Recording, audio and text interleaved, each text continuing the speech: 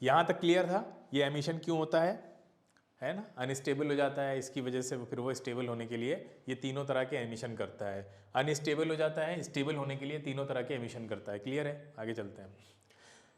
तो spontaneous decay होता है, स्पॉन्टेनियसली एमिट करता रहता है रेडिएशंस, कोई उसका कोई रूल्स रेगुलेशंस नहीं है, ठीक है। ऐसे सब्सटेंसेस जो इस तरह के एमिशंस को करते रहते हैं, इस तरह की रेडिएशन को एमिट करते रहते हैं, they are called radioactive substances. Clear है, जैसे uranium, radium, polonium, thorium, actinium, ये सब रेडियो एक्टिविटी न्यूक्लियर फिनोमिना है। न्यूक्लियर फिनोमिना का मतलब क्या है? न्यूक्लियर फिनोमिना का मतलब है सिंपली कि न्यूक्लियस के अंदर हो रहा है जो कुछ हो रहा है।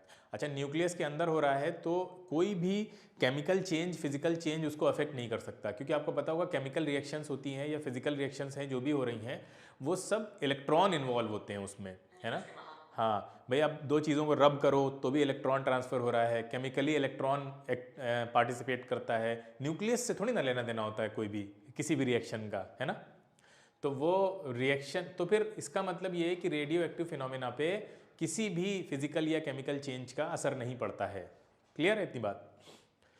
ठीक है, आगे चलते हैं। हाँ, अब रदरफोर्ड का एक्सपेरिमेंट देखिए, आपने बचपन में पढ़ा होगा कि रदरफोर्ड ने एटॉमिक मॉडल में क्या किया था, न्यूक्लियस का पता लगाने के लिए उन्होंने अल्फा पार्टिकल्स की स्कैटरिंग कराई थी गोल्ड फॉइल पे, है ना। फिर उनको पता चला, तो ये सबको पता है ना इसके बारे में, बोलो। तो रदरफोर्ड के एक्सपेरिमेंट से हमको ये पता चला था कि जो रेडिएशंस हैं उनका नेचर कैसा है, जो रेडियो एक्टिव सब्सटेंस रेडिएशंस निकाल रहा है उनका नेचर कैसा है। तो वो रदरफोर्ड के एक्सपेरिमेंट से हमें काफ़ी आइडिया मिला था उसके बारे में। ये देखिए,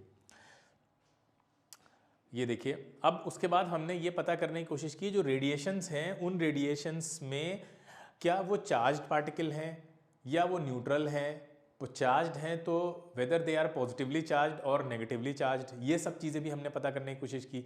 तो जब भी हम किसी के चार्ज को पता करते हैं, नेचर ऑफ चार्ज को पता करने की कोशिश करते हैं, तो वहाँ पे हम इलेक्ट्रिक फील्ड या मैग्नेटिक फील्ड को अप्लाई कर देते हैं। अब जैसे यहाँ देखिए, इलेक्ट्रिक फील्ड को अप्लाई कर दिया तो इलेक्ट्रिक फील्ड में क्या होगा, एक साइड पॉजिटिव चार्ज होगा, एक साइड नेगेटिव चार्ज होगा। जो रेडिएशन पॉजिटिव चार्ज की तरफ बेंड कर गई वो इसका मतलब कैसी है, नेगेटिवली चार्ज है, तभी तो पॉजिटिव की तरफ अट्रैक्ट हुई हैं। जो रेडिएशन नेगेटिव की तरफ झुक गई इसका मतलब वो कैसी हैं, पॉजिटिवली चार्ज हैं। और जो रेडिएशन स्ट्रेट निकल गई, जिनको कोई भी डेविएशन नहीं हुआ, जिनके अंदर जिनको कोई फर्क ही नहीं पड़ा इलेक्ट्रिक फील्ड से, इसका मतलब है वो कैसी हैं, न्यूट्रल हैं। तो इसीलिए हम बीटा को, जो बीटा पार्टिकल्स हैं या बीटा रेज हैं, सॉरी हाँ, जो बीटा एमिशन होता है, बीटा एमिशन है यानी वो जो एमिशन हो रहा है उसमें जो एनर्जी निकल रही है वो कैसी है, वो नेगेटिवली चार्ज है, क्योंकि वो पॉजिटिव की तरफ मूव कर गई थी, बेंड कर गई थी। और जो अल्फा है वो कैसे हैं, दे आर पॉजिटिवली चार्ज, और गामा पे कोई असर ही नहीं पड़ा, इसका मतलब ये क्या है, न्यूट्रल है। हाँ, फोटॉन्स हैं, ठीक है। ये देखिए, ऐसे हुआ था। हम कैसे स्टडी करते हैं, सबसे पहले तो हम ऐसा एक चैम्बर बनाते हैं ऐसे एलिमेंट का जिस एलिमेंट को ये पेनिट्रेट ना कर पाए, जो एलिमेंट इनसे बिल्कुल भी अफेक्टेड ना हो, तो वो है लेड। लेड क्या है, बहुत स्टेबल होता है, लेड का न्यूक्लियाई बहुत स्टेबल होता है। तो ये लोग, ये तीनों बहुत ज़्यादा स्ट्रॉन्ग हैं रेडिएशंस, लेकिन ये इसको पेनिट्रेट नहीं कर पाती हैं। तो हमने लेड की वॉल्स में ऐसे रेडियो एक्टिव सब्सटेंस को रख देते हैं और थोड़ा सा ओपनिंग छोड़ देते हैं, क्योंकि स्टडी करना है तो निकालना तो पड़ेगा बाहर।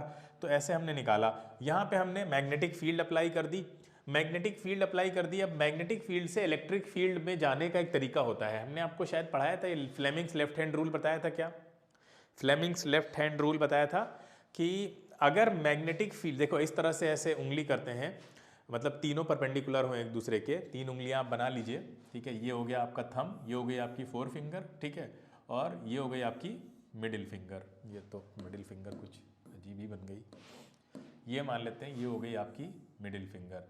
अब ये आपको थंब देता है फोर्स की डायरेक्शन, ये होता है मैग्नेटिक फील्ड की डायरेक्शन, बी से मैग्नेटिक फील्ड को डिनोट किया जाता है, और ये होता है करंट की डायरेक्शन, आई मान लेते हैं, तो एफ बी आई से याद रखिए। तो तीनों को परपेंडिकुलर डायरेक्शन में आपको खोलना पड़ेगा ऐसे, ठीक है। तो इसमें क्या होता है कि आपको अगर मैग्नेटिक फील्ड की डायरेक्शन पता है तो आप करंट की निकाल सकते हैं, करंट की पता है तो मैग्नेटिक फील्ड की निकाल सकते हैं, है ना।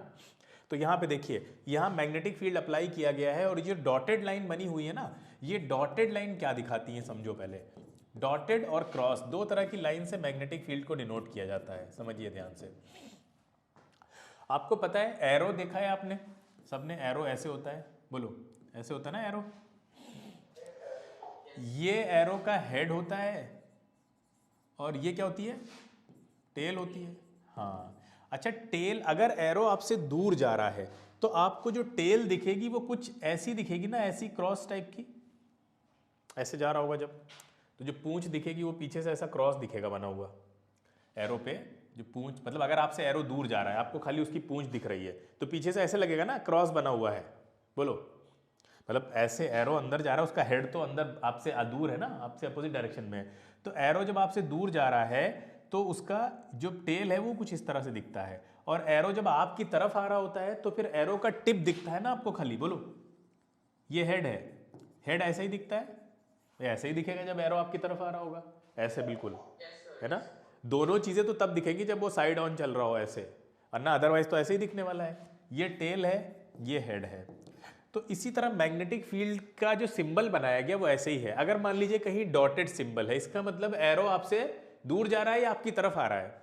अगर तरफ आ रहा है, हमारी तरफ आ रहा है, तो इसका मतलब यहाँ पे मैग्नेटिक फील्ड की डायरेक्शन हमारी तरफ है, बाहर की तरफ है। अगर क्रॉस बना है तो मैग्नेटिक फील्ड की डायरेक्शन कैसी है, अंदर है ना, उसका पूंछ दिख रहा है आपको, इसका मतलब एरो आपसे दूर जा रहा है, मैग्नेटिक फील्ड आपसे दूर जा रही है। इस डॉटेड का मतलब मैग्नेटिक फील्ड आपकी तरफ आ रही है। क्लियर है। ये डायरेक्शन शो करने के लिए हमने डॉट और क्रॉस का सिंबल इस तरह बनाया, वो एरो से उसको हम रिसेंबल कर सकते हैं, समझ सकते हैं। ठीक है, इतना क्लियर है। अब देखिए यहाँ पे मैग्नेटिक फील्ड की डायरेक्शन आपको पता है क्योंकि अंदर है। अब आपने तुरंत फ्लेमिंग लेफ्ट हैंड रूल बनाया, अपने तीनों उंगलियों को म्यूचुअली परपेंडिकुलर डायरेक्शन में ऐसे, ठीक है, ऐसे बनाया। और अब देखिए आपकी जो 4 फिंगर है वो कैसी रहेगी, वो अंदर की तरफ रहेगी, क्योंकि 4 finger denotes direction of magnetic field B. तो 4 फिंगर को अंदर करिए, तो देखो करंट की डायरेक्शन किधर है, राइट डायरेक्शन में है नहीं है। अरे देखो भैया करके, है नहीं है करंट, क्या चीज, अरे भैया मैग्नेटिक फील्ड तो दिया है। तो फिर मैग्नेटिक फील्ड है तो मैग्नेटिक फील्ड से इलेक्ट्रिक फील्ड में कन्वर्ट हो सकता है, इलेक्ट्रिक से मैग्नेटिक में हो सकता है, नहीं हो सकता है। जहां मैग्नेटिक फील्ड होगी उसके परपेंडिकुलर डायरेक्शन में इलेक्ट्रिक फील्ड होगी या नहीं होगी, ये तो पढ़ चुके हैं मैग्नेटिज्म में। कैसी बात कर रहे हो, बोलो भाई, ये तो जानते हो अगर मैग्नेटिक फील्ड है तो वहां इलेक्ट्रिक फील्ड भी होगी, नहीं होगी। हाँ, तो अब देखिए, अब अगर हम इलेक्ट्रिक फील्ड की डायरेक्शन पता करना चाहते हैं, इलेक्ट्रिक करंट की डायरेक्शन पता करना चाहते हैं, तो वो तरीका फ्लेमिंग ने बताया था हमें लेफ्ट हैंड रूल से, वो हम यहाँ लगा रहे हैं। अब क्लियर हुआ नहीं हुआ। हाँ, तो अब देखो उससे हम पता करते हैं, मैग्नेटिक फील्ड अंदर की तरफ है तो करंट किधर जा रही होगी, ये देखो इधर है ना, राइट डायरेक्शन में, मिडिल फिंगर राइट डायरेक्शन में। अच्छा, करंट की डायरेक्शन ये है, इसका मतलब ऐसे करंट जा रही है, देखिए ध्यान से ऐसे। अब आप बहुत आसानी से बता देंगे कि किधर प्लस होगा किधर माइनस होगा, बताओ किधर प्लस होगा किधर माइनस होगा। बहुत गलत बात है, अब तक तो बता देना चाहिए था। इतना इलेक्ट्रिसिटी को डिटेल में पढ़ा, क्रैश कोर्स में ही पढ़ रहे हो, मतलब अब क्या चाहते हो। करंट की डायरेक्शन मिल गई है और आपको पता है current flows always opposite to the electron. अरे यार पता है नहीं पता है, तो फिर करंट इलेक्ट्रॉन के अपोजिट फ्लो कर रही है, इसका मतलब इलेक्ट्रॉन ऐसे आ रहे होंगे, इलेक्ट्रॉन आते हैं नेगेटिव से पॉजिटिव, इसका मतलब इधर पॉजिटिव होगा इधर नेगेटिव होगा। तो फिर यार इतना बताने में क्यों टाइम लगा, ये तो बहुत गलत बात है। जब करंट की डायरेक्शन मिल गई तो करंट पता है पॉजिटिव टू नेगेटिव जाती है, इसका मतलब इधर पॉजिटिव होगा इधर नेगेटिव होगा। क्लियर है, बोलो। लेकिन ये गलत बनाया हमने, पता है क्यों, क्यों गलत है को बताएगा। इसमें एक गलती है बहुत बड़ी। हाँ हाँ शाबाश, हमने मैग्नेटिक फील्ड को इनसाइड लिया है, जबकि मैग्नेटिक फील्ड कैसी है, आउटसाइड है। तो मैग्नेटिक फील्ड आउटसाइड का मतलब है मैग्नेटिक फील्ड किधर आ रही है, हमारी तरफ आ रही है ना। ऐसे मोड़ दीजिए आप बिल्कुल इसको, ये ऐसे करिए ऐसे, ये देखो ध्यान से, है ना, ये बाहर है, बाहर है तो करंट किधर है, करंट ऐसे जा रही है। हाँ ऐसे जा रही है, इसका मतलब ये नेगेटिव है और ये पॉजिटिव है। इतना बाकी लोग समझ पा रहे हैं या कुछ सर के ऊपर से जा रहा है कुछ लोगों के, जल्दी बता दो। समझ पा रहे हैं, ठीक है। अब देखिए आपको दिख रहा है कि जो रेडिएशंस इधर मुड़ गई हैं जिनको हम बीटा बोल रहे हैं, वो देखिए वो नेगेटिवली चार्ज रही होंगी। अल्फा इधर इधर बेंड हो रही है, देखिए अल्फा इधर बेंड हो रही है इस डायरेक्शन में, बीटा इधर बेंड हो रही है क्योंकि बीटा नेगेटिवली चार्ज है। और गामा को कोई फ़र्क ही नहीं पड़ रहा है, वो सीधी जा रही है क्योंकि वो न्यूट्रल है। ठीक है। अच्छा एक चीज़ और दिख रही होगी, अल्फा और बीटा चलो ठीक है अपोजिट डायरेक्शन में बेंड हो रही हैं, लेकिन बीटा की बेंडिंग ज़्यादा हो रही है अल्फा के कंपैरिजन में, दिख रहा है? हाँ, इसका रीज़न बताते हैं हम आपको। उसका रीज़न है उसका मास। आपको पता है बीटा यानी इलेक्ट्रॉन है, इलेक्ट्रॉन का मास कितना कम होता है, बहुत बहुत कम होता है, और ये इसके कंपैरिजन में तो बहुत भारी है, ये तो बहुत भारी है। एक प्रोटॉन 1800 टाइम्स भारी होता है। तो सोचो यहाँ तो चार चार है, दो प्रोटॉन और दो न्यूट्रॉन, चार है ना यहाँ तो मतलब कितना भारी है, करीब 3000 4000 टाइम्स भारी है ना, 3200 से भी ज़्यादा, उतना मतलब 3-3.5 हज़ार टाइम्स इससे भारी है। तो वो इसलिए उसकी बेंडिंग उसके मास पे डिपेंड नहीं कर रही है, उसके चार्ज पे डिपेंड कर रही है। इनकी बेंडिंग मास पे भी डिपेंड कर रही है, वो हल्के हैं और ज़्यादा खींच ले गया इनको अपनी तरफ पॉजिटिव चार्ज। ठीक है, क्लियर है? तो यहाँ से हमें क्या क्या बातें पता चली कि लेड में क्यों रखते हैं, क्योंकि लेड स्टेबल न्यूक्लियाई होता है लेड का, वो रेडिएशंस उसको पेनिट्रेट नहीं कर सकती हैं, इसलिए लेड का यूज़ किया जाता है। इसका मतलब है इसकी रेडिएशन से बचने के लिए लेड के ही कपड़े बनते होंगे, लेड के एप्रन बनते होंगे, ग्लव्स बनते होंगे, है ना। पीपी सूट जो होता है, पीपी किट जो होती है ना, जैसे वो कोरोना वाली पीपी किट होती है ऐसे होती है, इनकी भी होती है।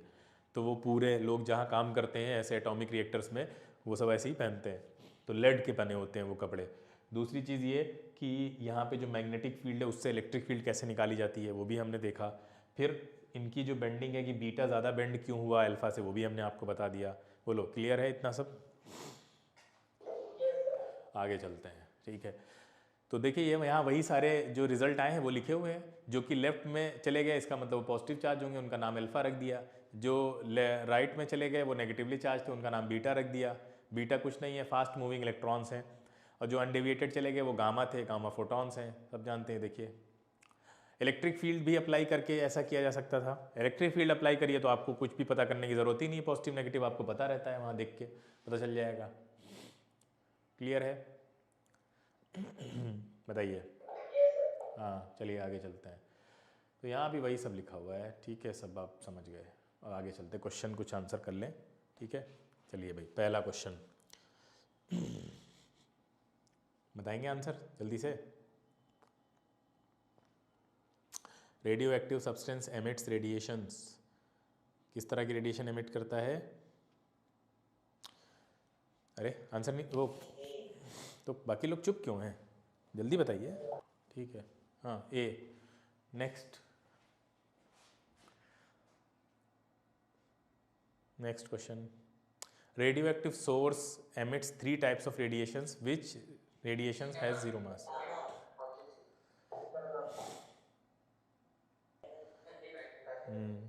आसान है। ये बताओ जल्दी से क्वेश्चन पढ़िए, देखते हैं कौन आंसर देता है जल्दी इसका। डायग्राम पढ़ लिया ध्यान से, डायग्राम के बारे में जो लिखा है? अरे आ रहा है, सब्र करो।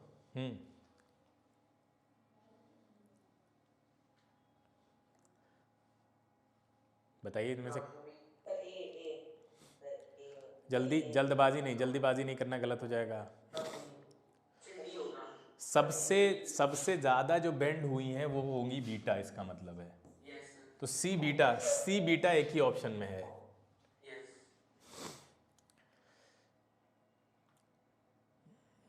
नेक्स्ट प्रॉपर्टीज़, बहुत ध्यान से सुनिए, बहुत ध्यान से। प्रॉपर्टीज़ क्या क्या होती हैं?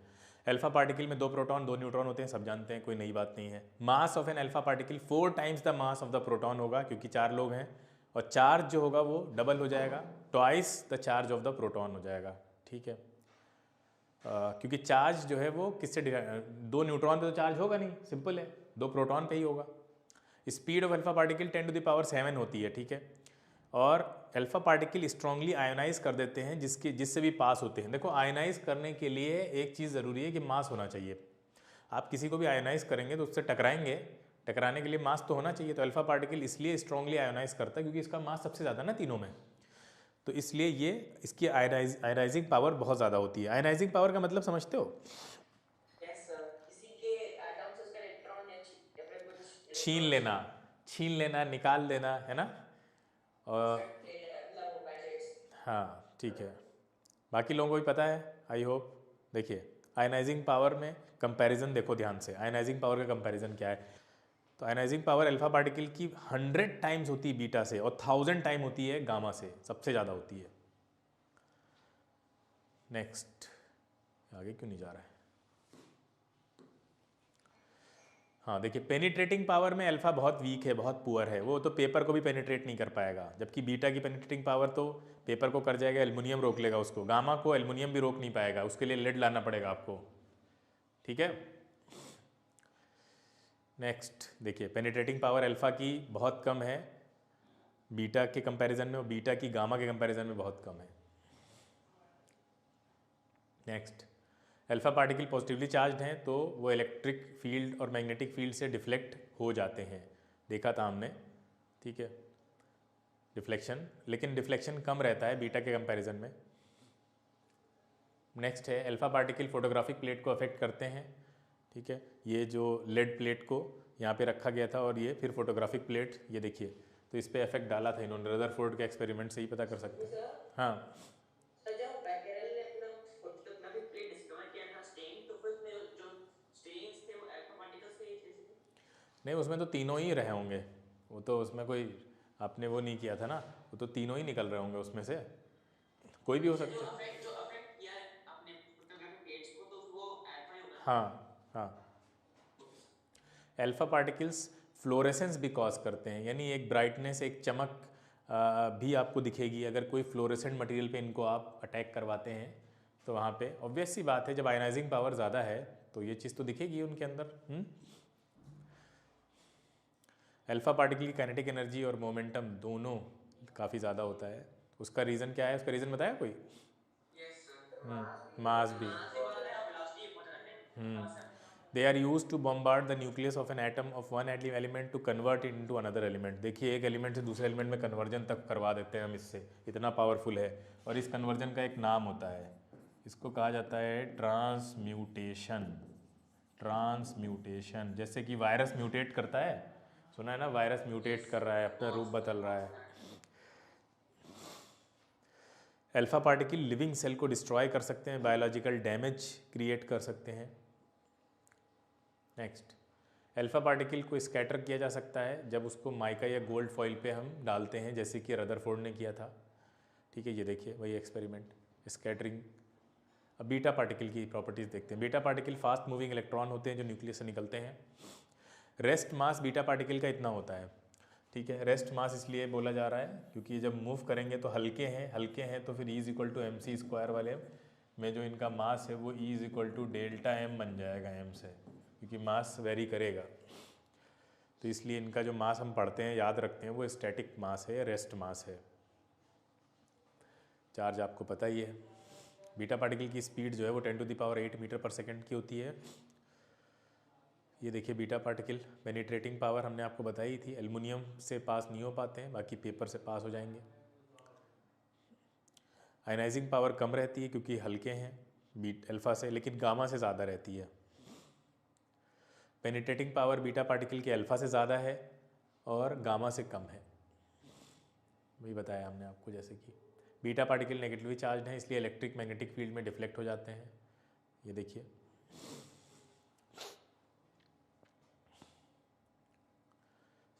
बीटा पार्टिकल फोटोग्राफिक प्लेट को अफेक्ट करते हैं, फ्लोरेसेंस भी क्रिएट करते हैं अगर किसी फ्लोरेसेंट मटेरियल पे आप इनको अटैक कराएंगे।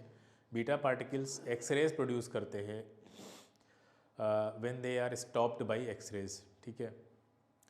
बीटा पार्टिकल बायोलॉजिकल डैमेज ज़्यादा क्रिएट करेंगे देन अल्फा पार्टिकल। क्यों? रीज़न है, हमारी स्किन को भी वो पेनिट्रेट कर जाते हैं उसके कंपैरिजन में। 9 पॉइंट में कुछ मिस प्रिंट लग रहा है मुझे भी, कुछ चीज़ मिसिंग लग रही है। क्या वो एक्स-रेज प्रोड्यूस करते हैं क्या बीटा पार्टिकल्स? हाँ, लेकिन एक्स रेज का प्रोडक्शन अंदर से नहीं होता है, वो इलेक्ट्रॉन बाहर जो इलेक्ट्रॉन मूव कर रहे होते हैं एक्स रेज में, वो उसके लिए रिस्पॉन्सिबल होते हैं, जो न्यूक्लियस के बाहर इलेक्ट्रॉन होते हैं। तो यहाँ पे कुछ चीज़ मिसिंग है, तो इसलिए मैंने उसको भी छोड़ दिया है। Properties of gamma particles. Gamma particles के बारे में देखिए, इलेक्ट्रोमैग्नेटिक हैं ये, जैसे एक्स रेज इलेक्ट्रोमैग्नेटिक हैं, लेकिन बस वेवलेंथ अलग अलग होती है, फ्रीक्वेंसी भी अलग अलग होती है इनकी। इसके बारे में आपने डिटेल में ज़्यादा पढ़ा नहीं है, स्पेक्ट्रम नेक्स्ट ईयर चैप्टर है एक, स्कूल में पढ़ाया जाएगा। तो अभी के लिए समझिए, जो सन से लाइट रेज आ रही हैं आप तक, वो इलेक्ट्रोमैग्नेटिक रेडिएशंस हैं। Electromagnetic radiations are composed of several radiations, ठीक है, बहुत तरह की रेडिएशंस होती हैं उनसे, बताया था। चलो फिर छोड़ें फिर। हाँ, तो उसी में से एक ये भी है। अब गामा की, हाँ, जो गामा होती है ना, इनकी फ्रीक्वेंसी सबसे ज़्यादा होती है। फ्रीक्वेंसी बहुत है तो इसका मतलब एनर्जी भी बहुत होगी, एनर्जी भी बहुत होती है, ठीक है। वेवलेंथ सबसे कम होती है गामा की। Speed of gamma radiation, speed of light, क्योंकि स्पीड ऑफ लाइट लाइट ही है ना, लाइट का ही कंपोनेंट है। तो इन सभी इलेक्ट्रोमैग्नेटिक रेडिएशंस के बीच में जो सबसे कॉमन चीज़ है वो स्पीड है। सबकी स्पीड एक जैसी होती है, ठीक है। आयनाइजिंग पावर बहुत कम होती है, मास ही नहीं है उसके पास, तो आयनाइजिंग पावर कम होगी। पेनिट्रेटिंग पावर बहुत ज़्यादा होती है, सबसे ज़्यादा होती है। गामा रेडिएशंस को इलेक्ट्रिक मैग्नेटिक फील्ड से कोई फ़र्क नहीं पड़ता है, क्योंकि चार्ज नहीं है, ठीक है। ये देखिए स्ट्रेट निकल जाती हैं, देखा हमने, clear. Gamma radiation photographic plate को अफेक्ट करती हैं, फ्लोरेसेंस भी क्रिएट करती हैं, डिफ्रैक्शन भी दिखाती हैं, ठीक है। लाइक एक्सरेज, जैसे एक्सरेज दिखाती हैं डिफ्रैक्शन। डिफ्रैक्शन के बारे में आप लोग पढ़ेंगे आगे, ठीक है। डिफ्रैक्शन ऐसे समझ लीजिए, जैसे कि मान लीजिए कोई रे ऐसे आ रही है, कोई वेव्स आ रही हैं, और ये एक छोटा सा होल है, दिख रहा है ना होल, तो डिफ्रैक्शन का मतलब ये हो गया कि ये ऐसे ऐसे निकल जाएंगी। ये देखिए दो बन गई यहाँ पे, देखिए दो डायरेक्शन में फैल गई इस तरह से, मतलब जो एनर्जी थी पहले वो, हाँ, फैल गई एक तरह से, कह लीजिए डिफ्रैक्ट हो गई, ठीक है। ये यंग्स डबल स्लिट एक्सपेरिमेंट है, कभी कराएंगे, अलग से बताएंगे, तो उसमें यही हुआ था। और डिफ्रैक्शन देखिए, एक्स रेज एंड वाई, मतलब एक्स रेज या गामा रेडिएशंस जो है वो सिमिलर प्रॉपर्टीज़ हैं, लेकिन ओरिजिन अलग अलग है, बताया ना। इनका ओरिजिन, गामा का ओरिजिन है न्यूक्लियस के अंदर, एक्स का ओरिजिन मिलेगा आपको न्यूक्लियस के बाहर। नहीं, बीटा वाला जो है वो इलेक्ट्रॉन अंदर से निकल के आ रहा है ना, बीटा वाला जो है। Gamma radiations can easily pass through human body causing immense biological damage, ठीक है। गामा फोटोन, गामा नाम ही ऐसे ही रखा गया है बहुत, हाँ।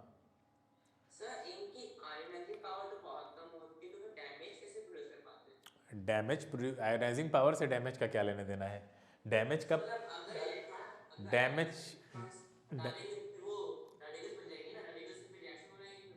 डैमेज का पेनिट्रेटिंग पावर से लेना देना होता है। एनर्जी तो है ना इनके पास, इनके पास एनर्जी है, एनर्जी है तो अंदर जाके डीएनए को हमारे डिस्टर्ब कर सकती है ना, डीएनए को तो प्रॉब्लम हो सकती है, क्रिएट कर सकती हैं।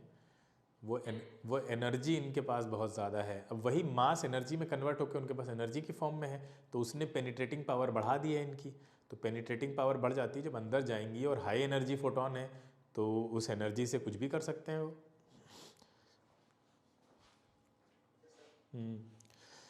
कैंसर के ट्रीटमेंट में इसीलिए तो इनको यूज़ किया जाता है, कैंसर सेल्स को मार देती हैं अंदर जाके ये, ठीक है। जिस उसको क्या बोलते हैं, जो इस फिनोमेना को क्या बोलते हैं, रेडियोथेरेपी कराई जाती है। देखिए एमिशंस हमने देखे आपका, अल्फा एमिशन में क्या होता है, अल्फा एमिशन जब निकलता है तो 2 प्रोटॉन 2 न्यूट्रॉन निकलेंगे, तो 2 प्रोटॉन 2 न्यूट्रॉन निकलेंगे तो मास नंबर तो आपका 4 से कम हो जाएगा, क्योंकि मास नंबर होता है प्रोटॉन प्लस न्यूट्रॉन, तो 2 + 2 यानी कितना निकल गया, 4 निकल गया। और एटॉमिक नंबर 2 से कम हो जाएगा, क्योंकि एटॉमिक नंबर का मतलब होता है नंबर ऑफ प्रोटॉन, और नंबर ऑफ प्रोटॉन तो 2 ही निकले हैं। हाँ, तो ये देखिए, तो जब भी कभी किसी एटम से के न्यूक्लियस से अल्फा एमिशन होगा तो उसका जो डॉटर बनेगा, यानी जो नया एलिमेंट बनेगा, वो हल्का होगा। और कितना हल्का हो जाएगा कि 4 उसका मास नंबर कम होगा, 2 उसका एटॉमिक नंबर कम होगा। क्लियर है? हाँ, ये देखिए बताया था हमने आपको, ये होता क्यों है, याद है? न्यूक्लियर फोर्सेज और कूलोम्बिक रिपल्शन, ठीक है। जब न्यूक्लियर फोर्सेज तब तक ज़्यादा इफेक्टिव रहते हैं जब तक न्यूक्लियस छोटा होता है। न्यूक्लियस जैसे ही बड़ा होगा कूलोम्बिक रिपल्शन आ जाएगा, कूलोम्बिक रिपल्शन फिर अनस्टेबल बना देगा एटम को आपके, और फिर वो न्यूक्लियस, अनस्टेबल न्यूक्लियस, यानी जब न्यूक्लियर फोर्स, ये देखिए बहुत इंपॉर्टेंट है, जब न्यूक्लियर फोर्सेस कम हो जाएंगे इसके कूलोम्बिक रिपल्शन के कंपैरिजन में, ठीक है, वो डोमिनेट कर जाएगा कूलोम्बिक रिपल्शन। वो कब होता है? जब डिस्टेंस बढ़ जाती है। ये सब लास्ट लेक्चर में बताया है। तो लार्ज न्यूक्लियस अनस्टेबल होता है, और वो स्टेबिलिटी पाने के लिए क्या करता है, अल्फा डिके करता है, so that it can decrease its size. Clear है?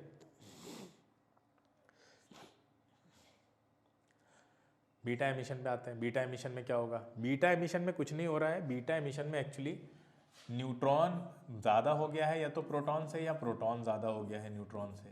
ठीक है, अगर न्यूट्रॉन ज़्यादा हो जाएगा प्रोटॉन से तो न्यूट्रॉन वो कितना, जब n और p का रेशियो अगर ग्रेटर देन 1.5 हो जाए, इतना ज़्यादा हो जाए, ठीक है, ध्यान रखिएगा, जब n और p का रेशियो न्यूट्रॉन प्रोटॉन इतने ज़्यादा, न्यूट्रॉन प्रोटॉन से इतना ज़्यादा हो जाए कि उनका रेशियो निकालें तो 1.5 से ज़्यादा आए, तो फिर अब क्या होगा, वो न्यूक्लियस अनस्टेबल हो जाएगा, और स्टेबल होने के लिए वो क्या करेगा, न्यूट्रॉन को प्रोटॉन में कन्वर्ट करेगा।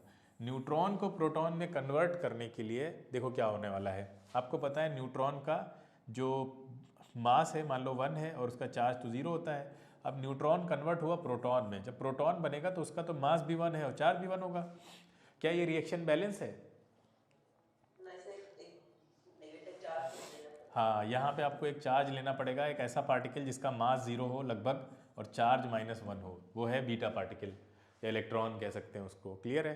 तो अब ये क्या हो गया, बैलेंस हो गई रिएक्शन। ठीक है, कंजर्वेशन ऑफ मास को देखें तो बैलेंस हो गई है, लेकिन और भी कंजर्वेशन लागू होने चाहिए, जैसे कंजर्वेशन ऑफ मोमेंटम है, कंजर्वेशन ऑफ एनर्जी है। तो जब ये देखा गया, इनको ऑब्जर्व किया गया, तो कंजर्वेशन ऑफ मोमेंटम का मतलब ये होता है, कंजर्वेशन ऑफ मोमेंटम में ये है जैसे कि गन है, गन को आपने चलाया तो गोली निकली, गोली ऐसे आगे गई। अच्छा, गोली जिस डायरेक्शन में आगे जाती है, जो गन है वो उसी डायरेक्शन में पीछे जाती है। बोलो, इसको बोलते हैं ना रिकॉइलिंग, है ना, सेम डायरेक्शन में। अगर मान लो गन आगे गई और सॉरी जो बुलेट है वो आगे गई और बंदूक इधर चली गई, ऐसा होता है क्या? या बंदूक इधर निकल गई, एक एंगल पे निकल गया, ऐसा नहीं होता है, हम सब जानते हैं। बोलिए। हाँ, ये मान लिए ये गन है और ये आपकी बुलेट है, तो बुलेट इधर जाएगी तो गन इसी डायरेक्शन में पीछे आएगी।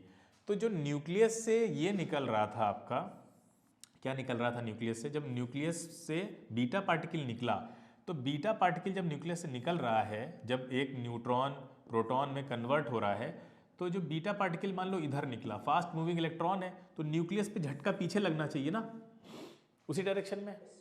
इसी को बोलते हैं conservation of momentum, conservation of momentum. लेकिन हुआ और उल्टा रहा था। उल्टा क्या हो रहा था, मतलब ये चीज़ नहीं हो रही थी, ये ऐसा हो रहा था, मतलब न्यूक्लियस इधर जा रहा है। ये कैसे पॉसिबल है? नहीं पॉसिबल है ना भाई, न्यूक्लियस इधर जा रहा है, बीटा पार्टिकल उधर निकल रहा है, तो conservation of linear momentum, conservation of momentum को वायलेट कर रहा है ये चीज़। तो फिर ये देख सोचा गया कि इसका मतलब कुछ और पार्टिकल भी निकलता होगा साथ में। अगर वो नहीं निकल रहा है, कोई और पार्टिकल भी निकलता होगा जो इस कंजर्वेशन ऑफ मोमेंटम को क्या करे, वॉयलेट होने से बचाए, है ना, वॉयलेट होने से बचा रहा होगा। तो फिर ये मान लिया गया वो पार्टिकल, उस पार्टिकल का मान लिया गया एंटी न्यूट्रिनो, कि वो पार्टिकल का नाम रखा कि वो एंटी न्यूट्रिनो कोई निकलता है जो इस वॉयलेशन को बचाता है। क्लियर है? तो ये साथ में, हाँ बिल्कुल कहीं भी निकलता होगा। तो इसलिए एक्स्ट्रा पार्टिकल का मानना जो पड़ गया, उसका रीज़न यही है कि वहाँ पे कंजर्वेशन ऑफ मोमेंटम कंजर्व नहीं रह रहा है, उस लॉ को वायलेट कर रहा है। तो फिर हमको ये मानना पड़ गया है पार्टिकल के बारे में, है? हाँ, अभी बता रहे हैं ना, रुक तो। एक ये चीज़ समझ में आ गई, जब न्यूट्रॉन प्रोटॉन से ज़्यादा हो जाए। अच्छा, दूसरा सिनेरियो ये है कि अगर प्रोटॉन ज़्यादा हो गए हैं न्यूट्रॉन से, तो अब अगर प्रोटॉन ज़्यादा हैं तो प्रोटॉन को बदलना पड़ेगा न्यूट्रॉन में।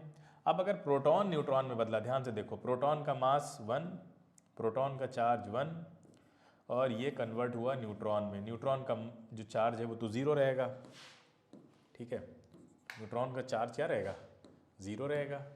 तो मास 1 है, चार्ज 0, क्या बैलेंस है रिएक्शन? नहीं बैलेंस है। तो क्या करना पड़ेगा आपको, यहाँ पे एक चार्ज पार्टिकल लाना पड़ेगा जिसका चार्ज 1 हो, +1, लेकिन मास क्या हो, 0 हो। हाँ, तो इस पार्टिकल को बोलते हैं पॉजिट्रॉन। ये है पॉजिट्रॉन। अब पॉजिट्रॉन वाला जब केस होता है तब उसमें न्यूट्रिनो निकलता है, ठीक है।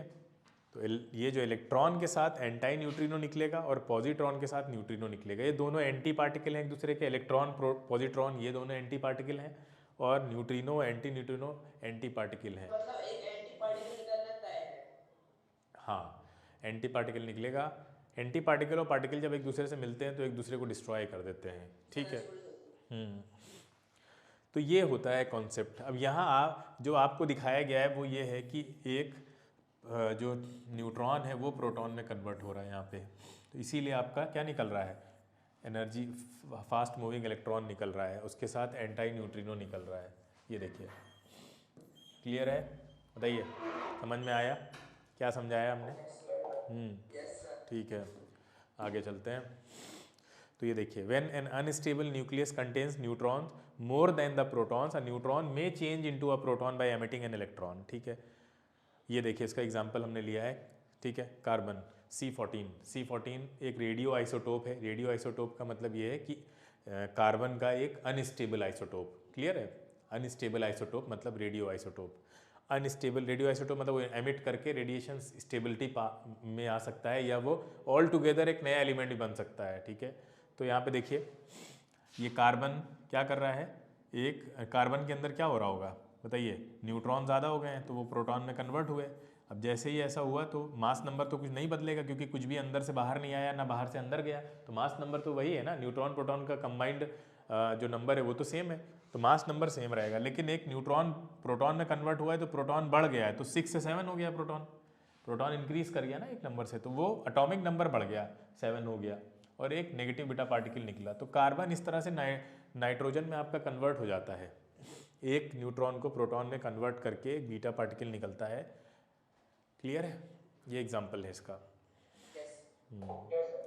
अब चलते हैं कुछ अच्छे लेवल की बात, और अच्छे लेवल की बात करते हैं। देखिए, जो हमारे पास हम मतलब ये ऑब्जर्वेशन ही हो रहा था, तो ऑब्जर्वेशन से हमने क्या किया कि ऐसे न्यूक्लियस को ऑब्जर्व करना शुरू किया जो स्टेबल थे। ठीक है, तो और उसके साथ साथ हमें अनस्टेबल न्यूक्लियस भी मिले। तो हमने एक ग्राफ बनाया, न्यूट्रॉन और प्रोटॉन को एक्स और वाई एक्सिस पे लेकर एक ग्राफ बनाया, जिनमें न्यूट्रॉन और प्रोटॉन का रेशियो 1 आ रहा था, बिल्कुल ये ऑलमोस्ट बराबर थे, न्यूट्रॉन और प्रोटॉन बराबर थे। वो जो ग्राफ आएगा वो स्ट्रेट लाइन आएगी, बिल्कुल बीच से जाएगी। बोलो, ऐसे ही तो होगा, एनजेड कर्व जो बनता है हम बनाते ही हैं। तो इसमें हमको जो लाइन मिली, स्टेबिलिटी कर्व जो मिला हमको, वो कैसा था दिखाते हैं आपको। ये ब्लैक कलर की जिगजैग लाइन दिख रही है, ये देखिए हम बना भी रहे हैं रेड से उसको, ये देखिए ये जो जिगजैग लाइन थी, हमें मोस्ट ऑफ द एलिमेंट यहाँ पे इस लाइन पे जो लाई कर रहे थे, यानी जिनका न्यूट्रॉन प्रोटॉन रेशियो इस लाइन पे आ रहा था, वो सब स्टेबल थे। अब कुछ ऐसे एलिमेंट भी मिले जो इस स्टेबिलिटी लाइन के नीचे थे, जो हमने आपको यहाँ पे दिखाया है ये वाली येलो कलर की लाइन से, और ऊपर जो ब्लू कलर की लाइन है वो कुछ एलिमेंट ऐसे भी थे, और ये अनस्टेबल थे।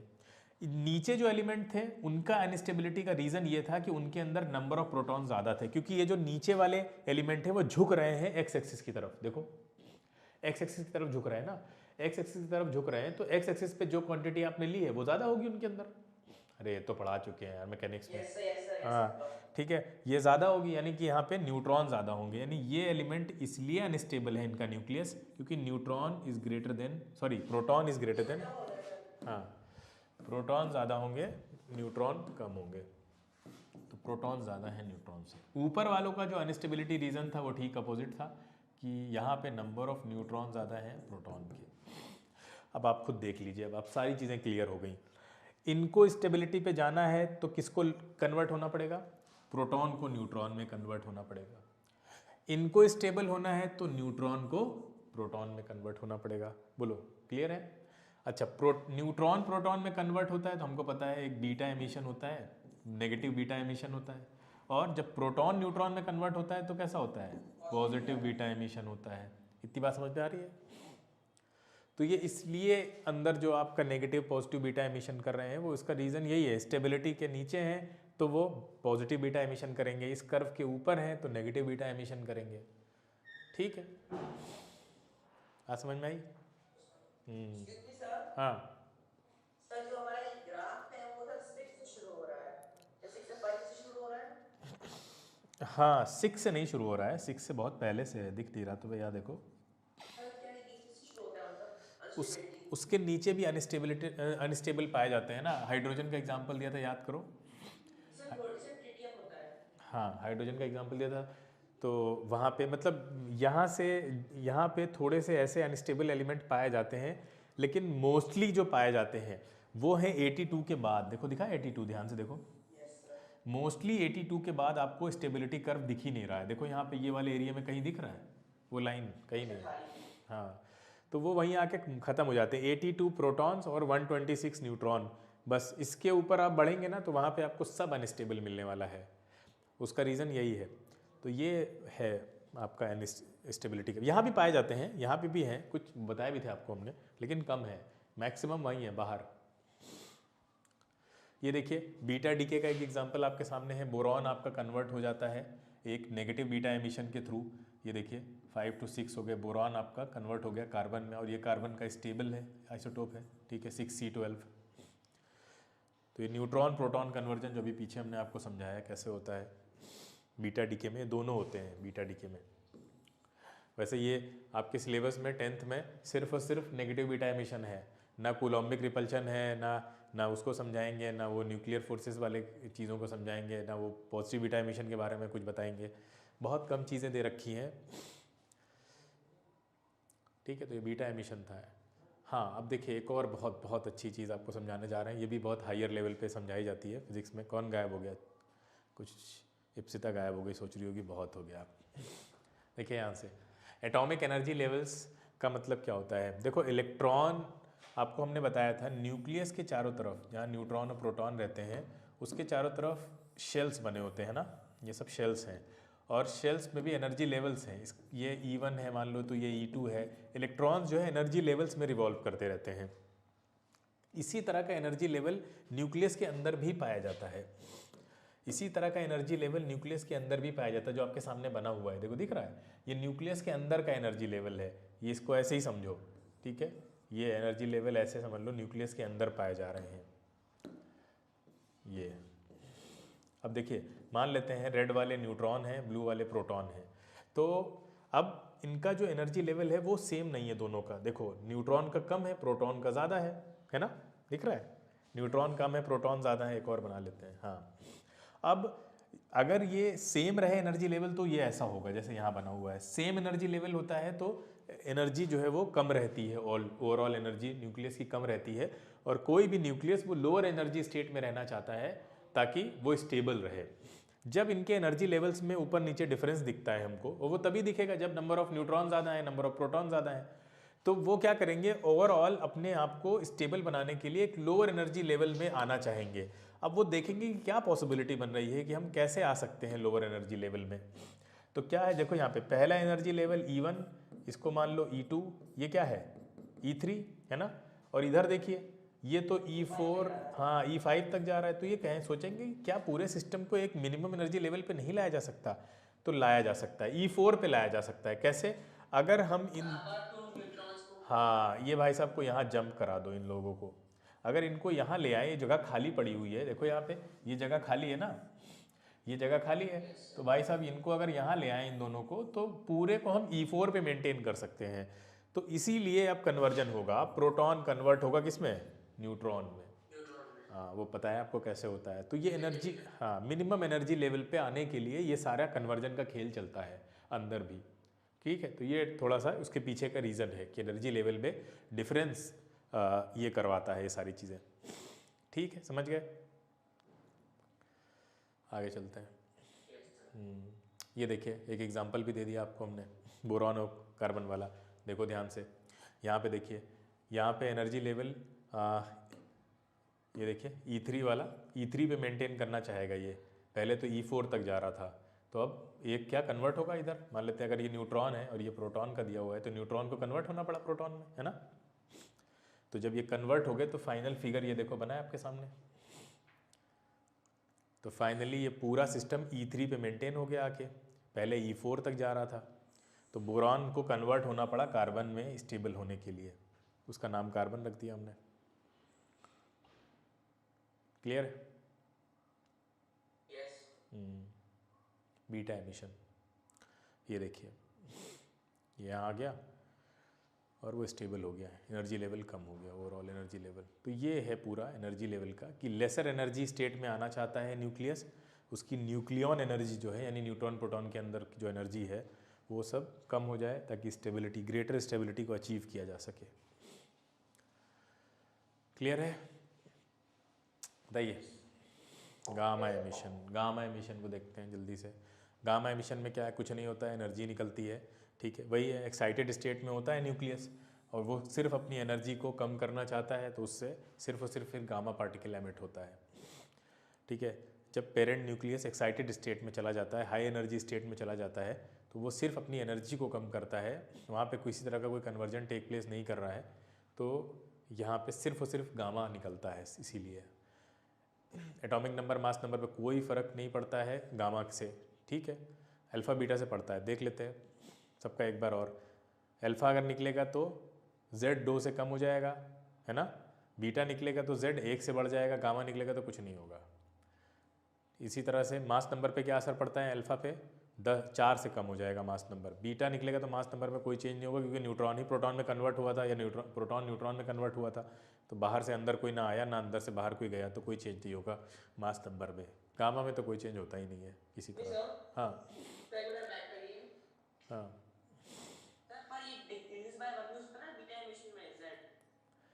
बीटा में डिक्रीज कहाँ होता है, इंक्रीज होता है। जेड में इंक्रीज हुआ ना, डिक्रीज कहाँ हुआ।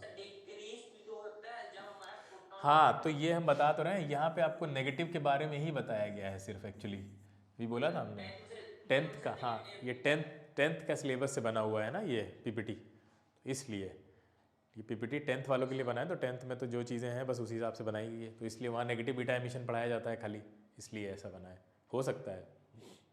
ठीक है, चलिए क्वेश्चन करते हैं जल्दी से। Radiation suffering the maximum deflection in a magnetic field.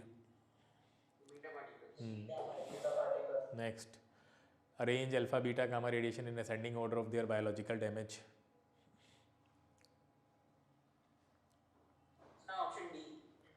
हाँ, बायोलॉजिकल डैमेज में सबसे ज़्यादा गामा, फिर उससे कम बीटा, उससे कम alpha. Speed of gamma radiations.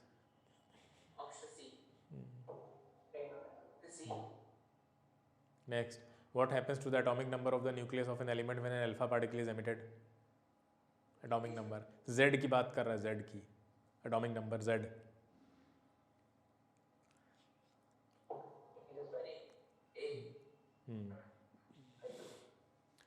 चलिए, uses of reactive activity important है, अगली बार पढ़ेंगे, एक लेक्चर और लगेगा इसको ख़त्म करने में।